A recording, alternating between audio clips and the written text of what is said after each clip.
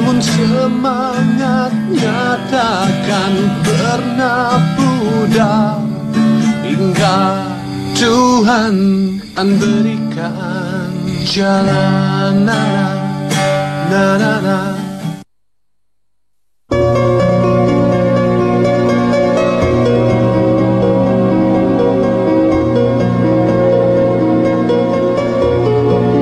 Desa Taman Rejo, Kabupaten Blora, akan menjadi tempat kenangan terindah untuk Vira.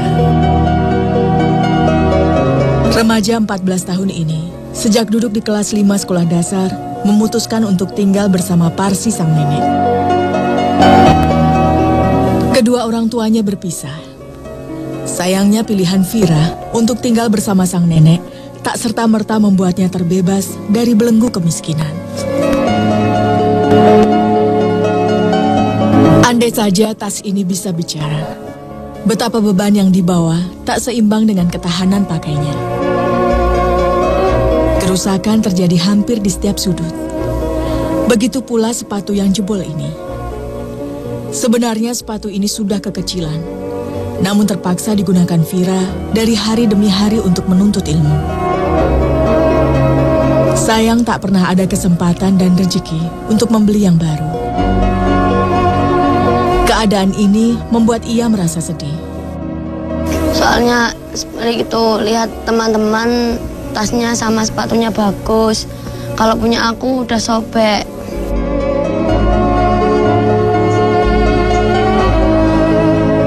Uang bulanan yang sering diberikan sang ayah hanya cukup untuk memenuhi kebutuhan sehari-hari dan bekal sekolah saja. Ia harus menelan pil pahit bahwa hidupnya berbeda dengan teman-teman yang lain. Lebih baik ia bersabar, sembari berusaha memperbaiki kerusakan yang terjadi pada tas dan sepatunya. Cara ini menjadi satu-satunya jalan daripada harus memaksakan keinginannya membeli tas dan sepatu baru. Ya kan dijahit dulu, soalnya belum punya uang buat beli, supaya nggak tambah besar sobeknya. Tiba saatnya Vira dan Vina mengejar rezekinya hari ini. Sang adik terbiasa menanti Vira pulang sekolah sebelum pergi berjualan. Bagi kedua bocah ini tak masalah jika harus bekerja saat berpuasa seperti ini. Entah apa jadinya jika ia dan Vina sang adik tak berjualan satu hari saja. Mbak, ayo dodol keburu sore. Ya se, mbak tak ngebarno iki, kowe nang disi isik. Ya. Mungkin perut mereka tidak akan terisi nasi hingga malam tiba. Kalau pulang sekolah biasanya bantuin mbah cuci piring dulu. Setelah itu langsung jualan gorengan punyanya orang.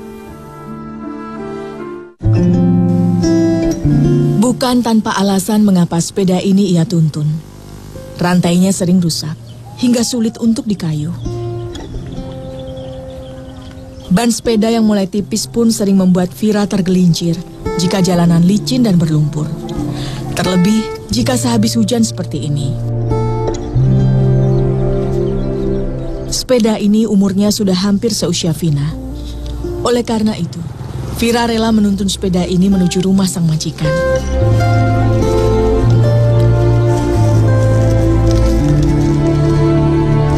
Lelah sudah pasti. Tak mengapa. Harapan untuk dapat membeli tas dan sepatu sekolah baru hanya mungkin dapat ia raih dengan cara seperti ini. Berpeluh keringat menuju tempat sang majikan gorengan.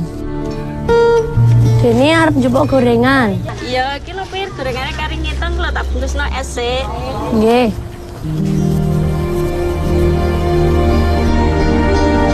Gorengannya punyanya orang, jadinya aku disuruh itu aja dagangin keliling, nanti kalau udah habisnya berapa baru dikasih upah.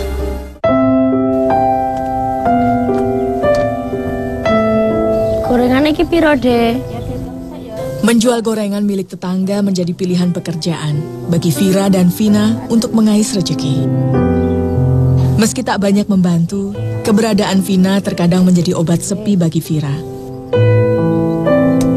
Karena itulah, Vina dengan setia menemani sang kakak yang berjuang mencari uang. Tak ada ayah dan ibu di rumah pun menjadi alasan bagi Vina. Lebih baik mengikuti kemanapun sang kakak melangkah. Capek, tapi kasihan Mbak, jadinya aku ikut.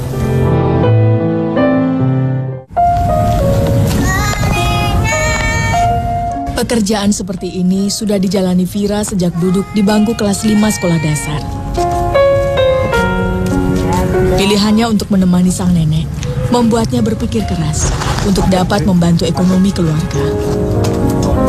Vira tak merasa malu ketika masa kecilnya harus diisi dengan perjuangan keras mengumpulkan rupiah. Enggak, aku nggak malu. Kan soalnya udah niat saya buat bantuin Mbah di rumah. Jika mendekati saat berbuka puasa seperti ini, selalu dimanfaatkan Vira untuk berjualan, menjajakan gorengan milik sang tetangga. Vira terkenal sebagai penjajah gorengan satu-satunya di desa Taman Rejo ini. Maka tak heran jika ada orang yang membeli sebanyak ini. Rp100 menjadi upah Vira dan Vina dari setiap gorengan dan es yang laku terjual. Ia berharap semoga saja akan banyak pembeli hari ini, agar rezekinya dapat lebih untuk membeli tas dan sepatu baru. Sepintas memang mudah untuk dijalani, namun tak jarang Vira dan adiknya merasa kelelahan karena harus berjalan mencari pembeli. Capek, tapi mau gimana lagi? Kalau nggak jualan nanti nggak bisa beli beras sama belanjaan yang lainnya.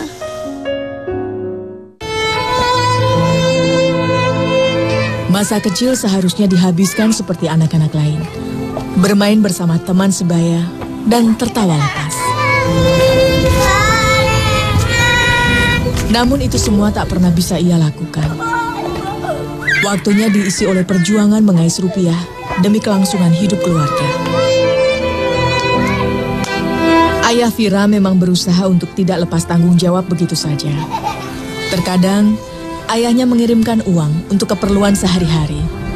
Sayangnya, uang itu seringkali tak mencukupi kebutuhan hidup.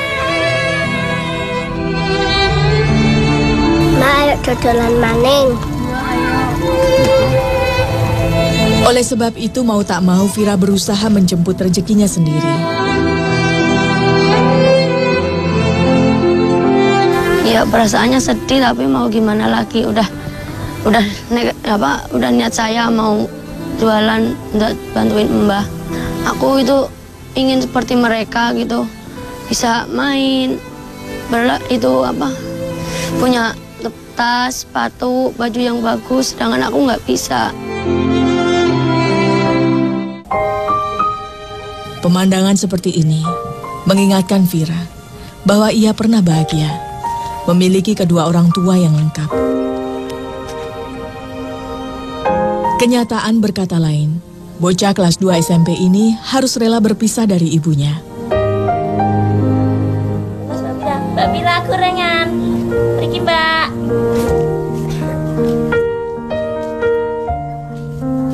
Tak pernah terbayang jika hari ini ia harus menerima kenyataan bahwa ibu dan bapaknya tak lagi bersama.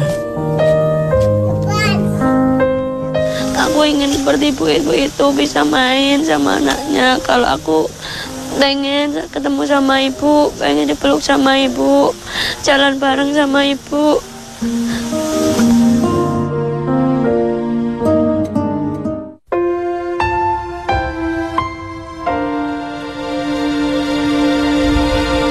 Tuntutan hidup seolah begitu jauh untuk dijangkau. Kebutuhan yang kian hari kian meningkat, membuat kedua bocah ini harus berjalan dari desa ke desa demi mendapatkan pembeli. Semakin banyak pembeli, maka semakin banyak pula upah yang diterima. Keduanya berusaha menabung demi mewujudkan keinginannya bersekolah, mengejar cita-cita untuk kehidupan yang lebih mapan. Aku nabung ngumpulin, kalau habis pulang jualan itu sisanya aku kasihin Mbak, yang sedikit aku ambil buat ditabung. Iya, supaya bisa lanjutin sekolah.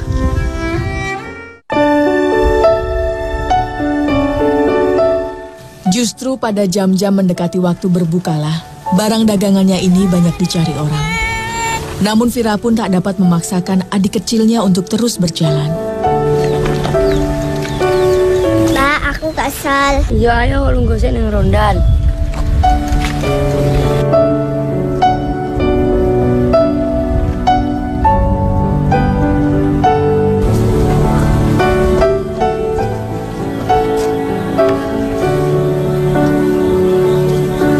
Mbak tak ngitung duit sik ya.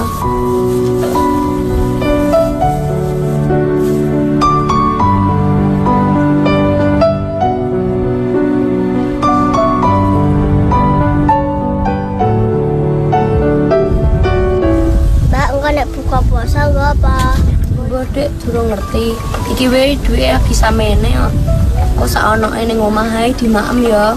Nggih. Ya wis ayo mlaku maneh, Dek. Segala kemampuan sudah coba ia kerahkan. Namun masih ada pekerjaan rumah yang harus ia selesaikan.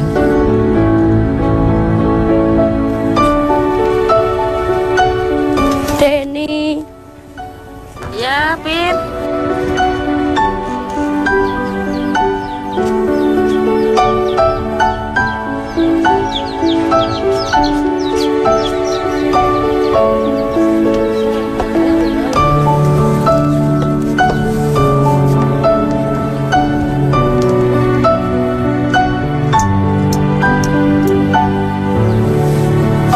Duit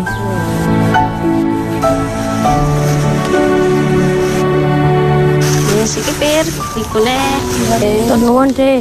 Iya. Sudah tentu rezekinya hari ini belum lagi cukup untuk membeli lauk untuk hidangan buka puasa. Kalau upah itu tergantung jualannya, lakunya banyak atau sedikit. Kalau lakunya banyak, upahnya ya banyak. Kalau sedikit ya cuma sedikit. Kalau paling dikit biasanya dapatnya 7.000. Kalau paling banyak ya 10.000.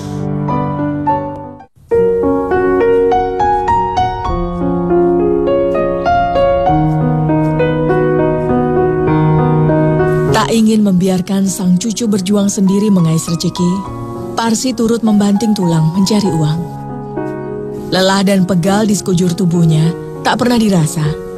Yang terpenting baginya bersama-sama berjuang mencari uang agar dapat tetap hidup.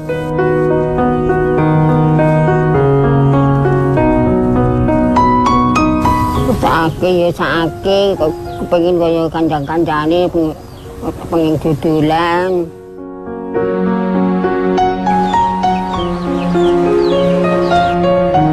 Tak ada pekerjaan lain yang dapat ia lakukan selain mencari rumput untuk hewan titipan tetangga.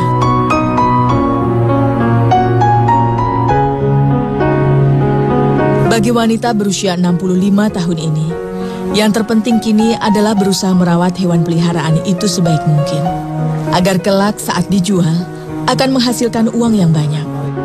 Rasa lelah yang ia rasakan terkalahkan oleh semangatnya yang membara. Sebenarnya nggak pengen kalau Mbak itu kerja, kan Mbak udah tua, udah pasti kalau kerja terus pasti kecapean. Kasihan Mbahnya.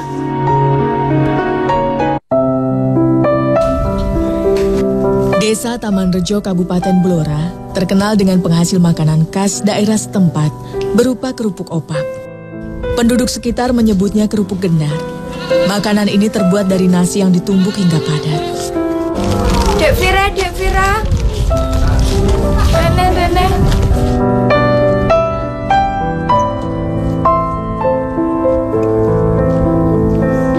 Apa Mbak? Niki enten sego bekas kanggo gendar. Nggih, matur nuwun Mbak. Beruntung hari ini ada orang yang memberinya nasi sisa. Upah hasil berjualan tak perlu ia belikan lauk untuk berbuka puasa nanti. Nasi sisa ini nantinya akan ia buat kerupuk dan menjadi teman nasi yang akan disantap. Itu artinya keluarga ini harus kembali menikmati lauk kerupuk untuk kesekian kalinya. Ya kalau itu kan biasanya dari warung ngasih itu aku buat kerupuk. Kalau nggak ada lauk, buat lauk makan.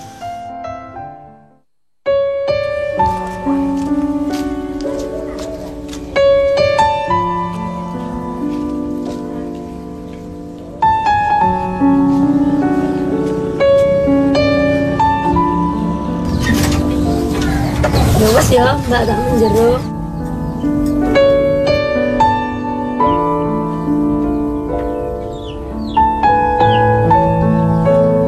Mbak lagi ngapa?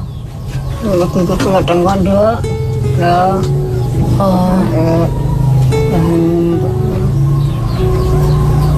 Lho, Mbak. Duit jajalan kulit mau. Tinggal sesok tuku blonjonan, Mbak.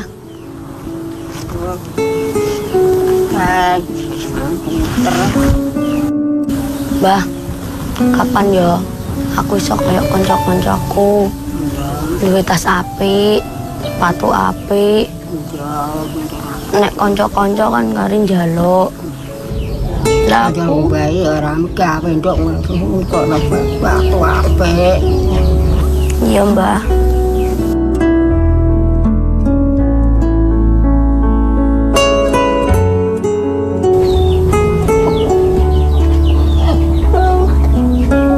Ingin rasanya membelikan sang cucu tas dan sepatu sekolah yang baru. Namun apa daya, uang yang Parsi miliki belum cukup. Parsi pun hanya bisa pasrah, sembari terus berusaha. Semoga akan ada rezeki untuk membelikan Vira tas dan sepatu baru.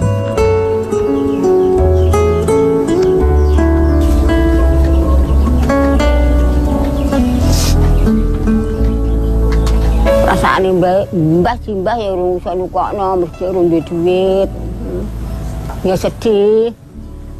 Mbah karepe ya kepengin nukokke. Ora duwe duit. Ya terus gak sida tumbas, tetep duit. Wong mbah mboten nyambut gawe penggaweane ngarep.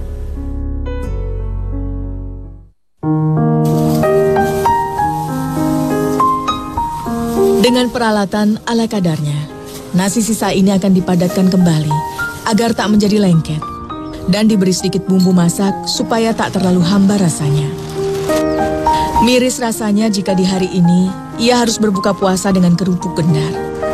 Namun apa mau dikata, rezekinya hari ini tak cukup untuk membeli lauk.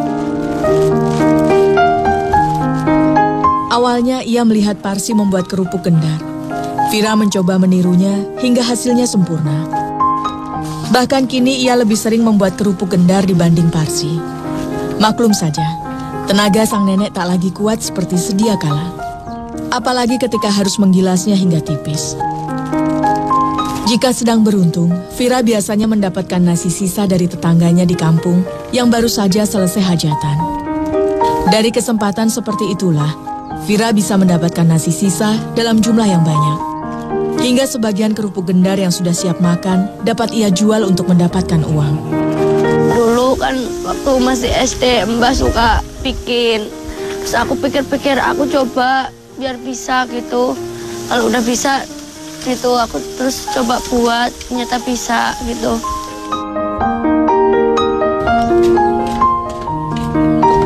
Mbak, teh wangi ya, Mbak. Iya, ini lo dipindahin nang tatak.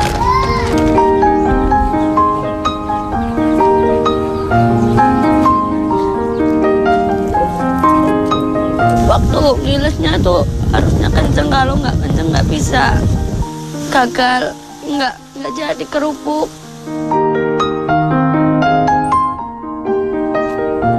Nasib pahit yang dialami membuat keduanya saling bahu-membahu menyelesaikan pekerjaan, menguatkan satu sama lain. Andai saja sang ayah dan ibunya masih bersatu, mungkin ia tak harus melakukan ini semua seorang diri.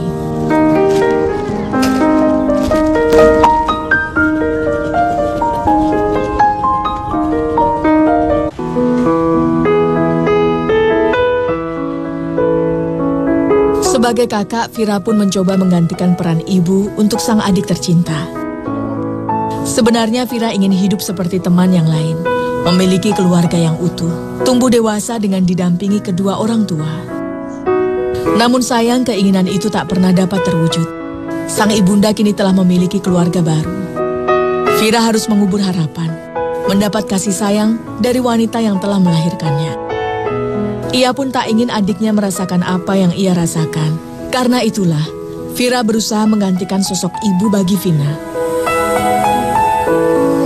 Kalau aku nggak ada yang ngajarin Vina. Soalnya kan bapak kerja, mbah masa suruh ngajarin kan mbah udah nggak bisa, udah tua. Terus juga nggak ada ibu buat ngajarin Vina, jadinya aku yang ngajarin.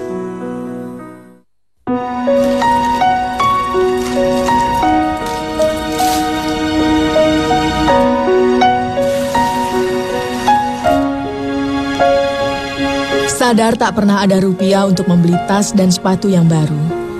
Merawat dan menjaga dengan sebaik-baiknya barang yang dimiliki menjadi jalan yang dipilih Vira. Maka ia berusaha mencucinya agar terlihat bersih. Sejak masih duduk di bangku kelas 5 sekolah dasar, sepatu dan tas ini belum pernah diganti dengan yang baru. Soalnya aku belum bisa beli lagi. Jadinya aku jagain aja biar nggak tambah parah rusaknya.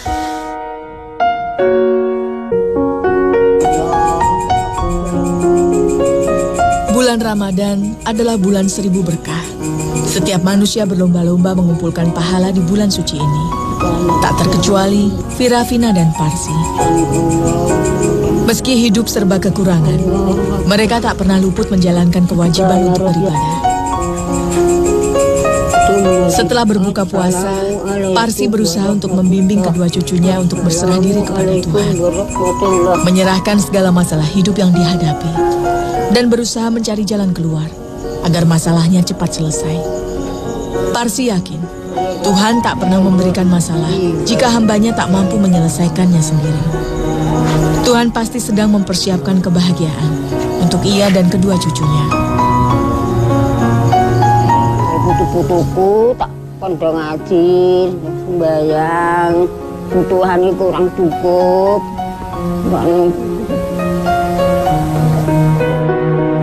Orang duwe, tetap sembayang, sholat, ngaji, besok tinggal sangu dengan kerak. A'udzu billahi minas syaitonir rajim. Bismillahirrahmanirrahim. Qul huwallahu ahad. Melantunkan ayat suci Al-Quran memang bukan hal baru bagi Vira dan Vina. Sedari kecil, Parsi membekali kedua cucunya dengan pendidikan agama. Bismillahirrahmanirrahim. Qul a'udzu birabbin nas, malikin nas, ilahin nas, min syarril waswasil khannas, alladzi yuwaswisu fi sudurin nas, minal jinnati wan nas. Shadaqallahul azim. Mbak kalau ngajarin dari kecil, jangan lupa gitu sholatnya, jangan lupa doain orang tua. Meskipun bapak sama ibu udah pisah harus tetap didoain.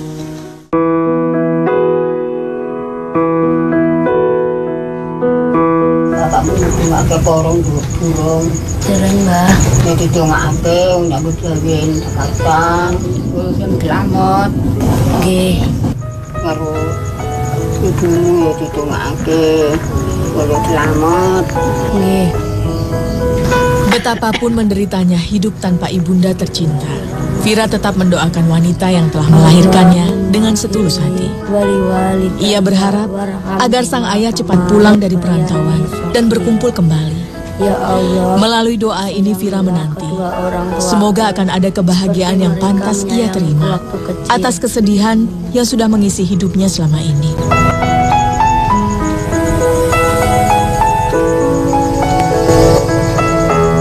Mudah-mudahan ibu tahu kalau aku di sini rindu sama ibu.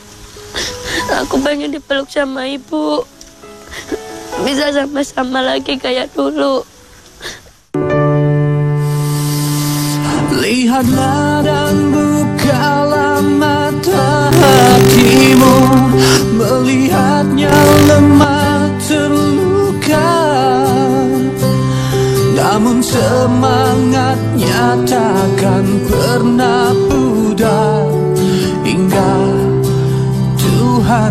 akan berikan jalan.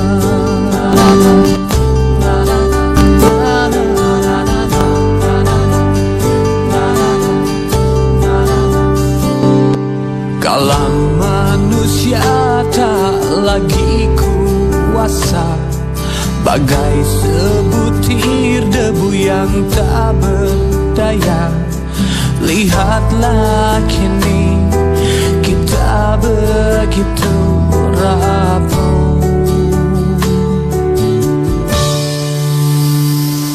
Lihatlah dan bukalah mata hatimu, melihatnya lemah terluka, namun semangatnya takkan